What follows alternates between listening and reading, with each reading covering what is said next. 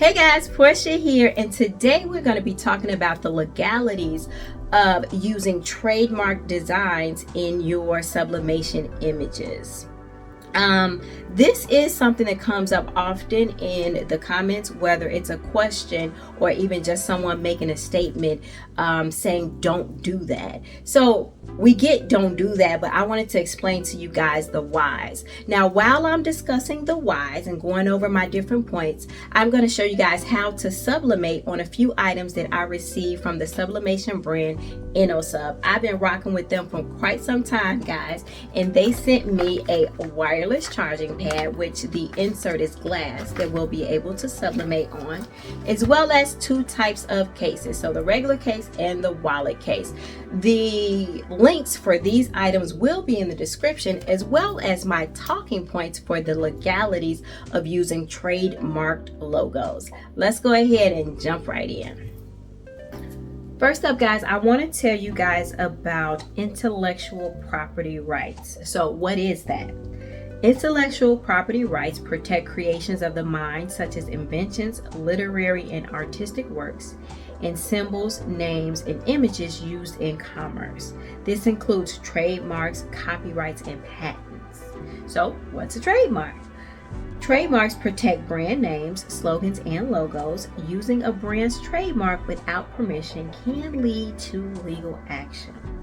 Copyrights. These protect original works of authorship, such as design. And if you are a designer, if you create a product, right? Whatever color way you chose to put on that product or an image, you are putting a design someplace, right? So you could be an artist, you could be a hobbyist, you could be a small business owner, but some portion of that you are actually designing. Now, let's talk about trademark law and infringement, because that's really important to understand. So using a brand's trademark without authorization in a way that can cause confusion about the source of products, that's trademark infringement. So here's an example. Selling t-shirts with a brand's logo without permission can be considered infringement. The brand owner can sue for damages and stop sales of the infringing products.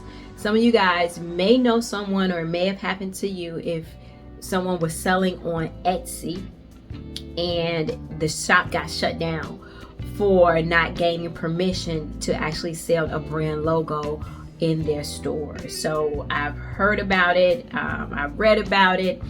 Some of you guys have actually shared in the comments about it. So you definitely want to be careful there. Now, there is a way though to legally use a brand's trademark. So that consists of getting permission and obtaining a license. So to legally use a brand's logo, you need a licensing agreement. This involves getting permission from the brand owner, often in exchange for a fee or a royalty. Now, here's an example. Licensed Disney merchandise involves agreement between Disney and the manufacturer.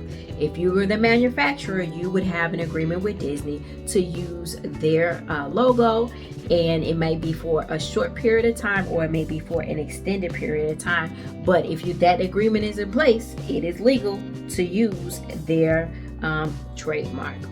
So the last thing I want to talk to you about is risk and consequences. So if you decide that, hey, I'm going to go ahead and use this particular trademarked logo because I really like it and I think it looks dope on a shirt. Here's what you could face.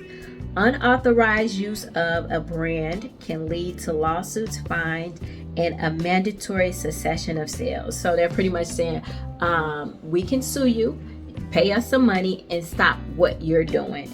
You definitely don't want that to happen, especially if you are doing business. You don't want your business hinged upon someone else's trademark that can be taken away from you. So the biggest thing and my biggest key takeaway from this, like the alternative to all of this, is honestly creating your own brand. So go ahead and develop unique designs and trademarks to avoid legal issues and build your own brand identity. You can work with smaller brands or emerging artists for legal and creative partnerships. And what this does is Unique branding sets you apart and avoids the pitfalls of infringement. And no one wants to be in a pit. No matter what kind it is, nobody wants to be in a pit. So guys, I would definitely encourage you, if you were to use like a brand logo, you gift that. Like the items you see in these videos, they are the ones that I make are all gifts.